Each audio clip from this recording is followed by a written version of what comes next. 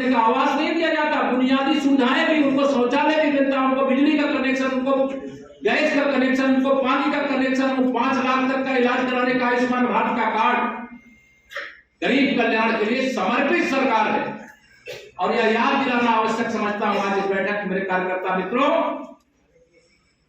जब कांग्रेस की सरकार थी, सपा बसपा के समर्थन से सरकारें चला करती थी देश की, और इसमें कई हमारे वरिष्ठ नेता लोग बैठे, याद है कि नहीं? जब राजीव गांधी जी प्रधानमंत्री होते थे, वो कहते थे, दिल्ली की संसद में खड़े होकर के कहते थे बड़े गर्व से कि हम दिल्ली से 1 रुपया अगर भेजते हैं किसी लाभार्थी को, किसी गरीब कल्याण की, किसान कल्याण की, श्रमिक कल्याण की योजना का, तो वहां पहुंचते पहुंचते पहुंचते केवल 15 पैसा पहुंचता है। किसी को याद है कि नहीं याद है? लेकिन आज हम छाती ठोक करके कह सकते हैं कि 56 इंच के सीने वाले की जब से आपने देश में सरकार बनाई है, 1 लाख रुपए भेजे चाहे 1 लाख रुपए भेजे, पूरा का पूरा पैसा जिसके लिए भेजा जाता है उसके खाते में डीबीटी के माध्यम से पहुंचता है। कौन भ्रष्टाचारी है? जो भ्रष्टाचार करते जाए उनको भ्रष्टाचार करने को नहीं मिल रहा है, इसे सब परेशान है। और मैं आप सबको विश्वास दिलाना चाहता हूं कि 2024 के लोकसभा चुनाव में उत्तर प्रदेश में 80 लोकसभा सीटें हैं, और मुझे तो कोई संशय नहीं लगता है कि 80 में से 80 लोकसभा सीट भारतीय जनता पार्टी गठबंधन के खाते में। और देश में हम लोग 272 प्लस पिछली बार लगा रहे नारा ना, जब 2014 का चुनाव था, याद है आप लोगों को? तो जनता का आशीर्वाद तो 272 प्लस के लिए मिल गया। और 2019 में नारा लग रहा था जब सपा बसपा का गठबंधन हो गया था, तब भी कि आपकी बात 300 पार, तो 300 पार हो गया कि नहीं हो गया? तो 2024 में 400 पार, तो उसमें उत्तर प्रदेश की सरकार होनी चाहिए। या लक्ष्य और संकल्प लेकर के आगे बढ़िए, और आप भरोसा रखिएगा, ये चाहे जितना जहर फैलाने की कोशिश करे, चाहे जितना जातिवाद, चाहे जितना तुष्टीकरण, जितना विस्मरण करने की कोशिश करे, जनता सब समझती है कि नहीं समझती? बताओ जरा। इनके रोज रोज के बयान, टीवी के डिबेट, अखबारों के समाचार का असर जनता पे इनके खिलाफ हो रहा है, किसके समर्थन में हो रहा है? आम जन समझ रहा है कि अब जब सत्ता किसी तरीके से नहीं मिल रही तो वह विषय उठा रहे हैं, जो विषय उठाने का कोई औचित्य नहीं, जनहित से इनका कोई लेना देना नहीं। इनका लेना देना केवल गुंडों से है, अपराधियों से है, माफियाओं से है। संबंधी योजना हो, एक बटन दिल्ली से दबती है और लाभार्थी के खाते में, चाहे प्रधानमंत्री आवास हो, चाहे अन्य तमाम योजनाएं हैं, उसका पैसा लोग खाते में पहुंच रहा है। लेकिन जो भ्रष्टाचार की जन्मदाता कांग्रेस पार्टी है, उसके पूर्व अध्यक्ष श्री राहुल गांधी जी कल संसद में संसदीय मर्यादा के विरुद्ध आचरण करते हुए ऐसा भाषण दे रहे थे, लगता है कि ईमानदारी की कोख से उनका जन्म हुआ, जबकि भ्रष्टाचार के अलावा कांग्रेस का कोई दूसरा इतिहास ही नहीं है। अगर ये भ्रष्टाचार नहीं करते या अत्याचार नहीं करते, ये जम्मू कश्मीर को धारा 370 और 35A के हवाले नहीं करते, अगर श्री राम जन्मभूमि पर वह कलंकित जो ढांचा था जिसे 1992 में राम भक्त कार सेवकों ने ढहा दिया था, उन भगवान श्री राम के ही अस्तित्व को नकारने का महापाप नहीं करते, तो कांग्रेस, मैं यह मानता हूं कि जो कांग्रेस मुक्त भारत की ओर आज बढ़ रहा है, वह शायद यह दुर्दशा को प्राप्त नहीं होते। यह सत्ता के बिना अगर देश में मैं कहूं कांग्रेस, तो उत्तर प्रदेश में समाजवादी पार्टी बेचैन है। पानी के बिना जैसे मछली तड़पती है, वैसे ही ये सत्ता के बिना तड़प रहे। समाजवादी पार्टी तो गुंडागर्दी का पर्याय है। अपराधी ना हो जिनकी पार्टी में कार्यकर्ता बने अपराधी, अपराधी बने कार्यकर्ता। आप सबको 2012 से 2017 का कार्यकाल याद होगा, किस प्रकार से गुंडागर्दी चरम सीमा पर थी। अपराधियों के इशारे पर थानेदार को काम करना पड़ता था, डीएम कप्तान को काम करना पड़ता था, विकास की योजनाएं कागज में आती थी और भ्रष्टाचार की भेंट चढ़ जाती थी। लेकिन जब से 2014 से देश में, और जब से 2017 में प्रदेश में पहली बार, फिर 2019 में दूसरी बार देश में, और 2022 में फिर दूसरी बार प्रदेश में डबल इंजन की सरकार बनी है, गुंडे त्राहिमाम कर रहे हैं। आज उनको यह लग रहा है कि आज उनके इशारे पर पुलिस और प्रशासन काम करने वाला नहीं है। सरकार में जो लोग बैठे हैं गुंडे अपराधियों को संरक्षण करने वाले नहीं, माफियाओं का संरक्षण करने वाले नहीं, उनके खिलाफ कठोर से कठोर कार्रवाई करने वाली सरकार आई है।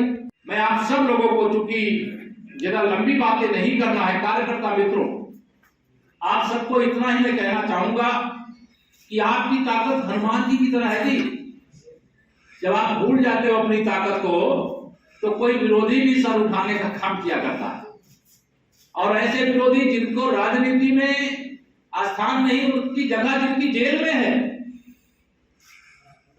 वह आपके जनप्रतिनिधि बनकर के गाजीपुर की विकास यात्रा को रोकने का काम कर रहे।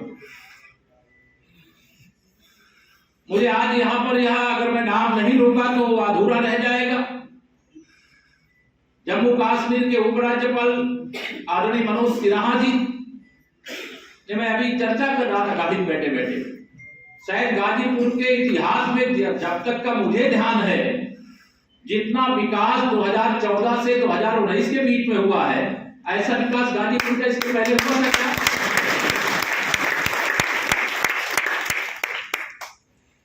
लेकिन भारत सरकार की योजनाएं, राज्य सरकार की योजनाएं, जब दोनों एक साथ जनपद के विकास के लिए, और जनपद के ही नहीं, मुझे ये कहने में गर्व नहीं कि जब सपा बसपा की या कांग्रेस की सरकार होती है तो उनके लिए जिले चुने जाते हैं। कांग्रेस की केंद्र में सरकार होती थी तो रायबरेली और अमेठी के अलावा कहीं नहीं देखते थे,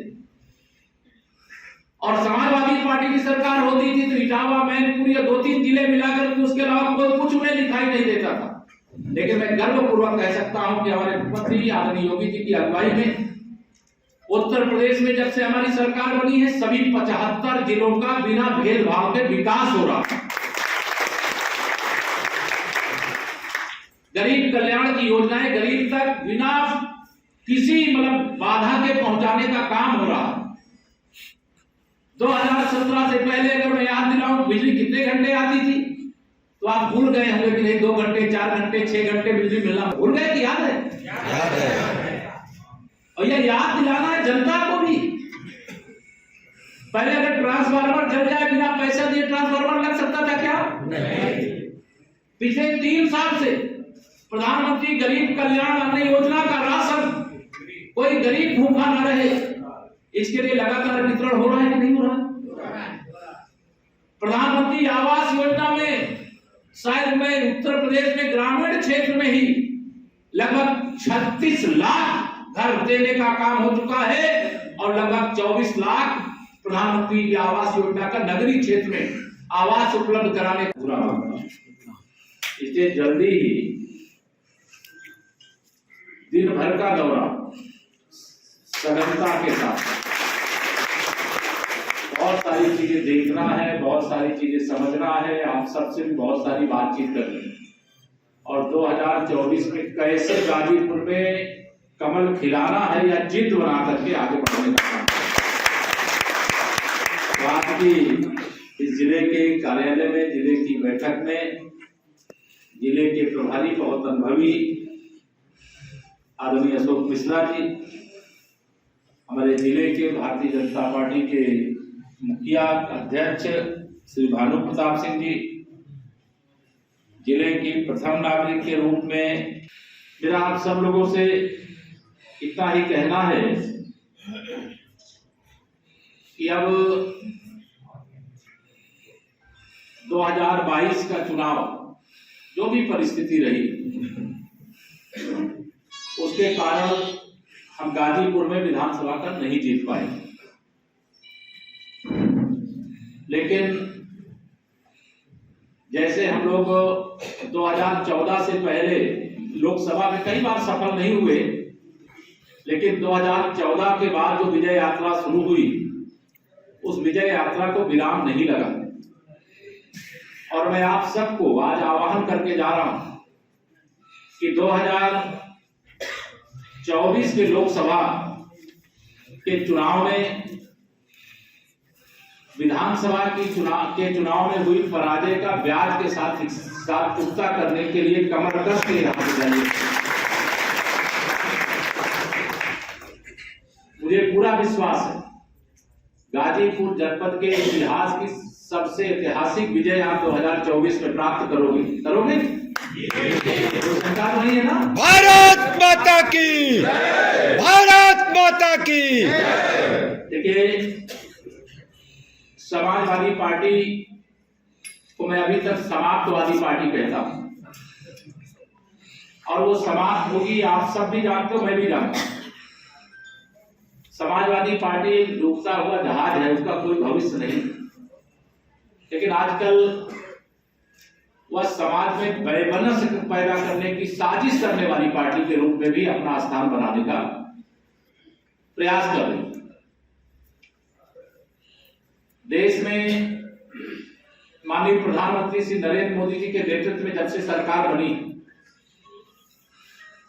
23 लाख। डाउनलोड करें अमर उजाला ऐप और पाएं खबरें लगातार। अगर आप ये वीडियो YouTube पर देख रहे हैं तो हमारे चैनल को सब्सक्राइब करें और बेल आइकन को दबाना ना भूलें। अगर आप Facebook पर ये वीडियो देख रहे हैं तो हमारे पेज को लाइक करें।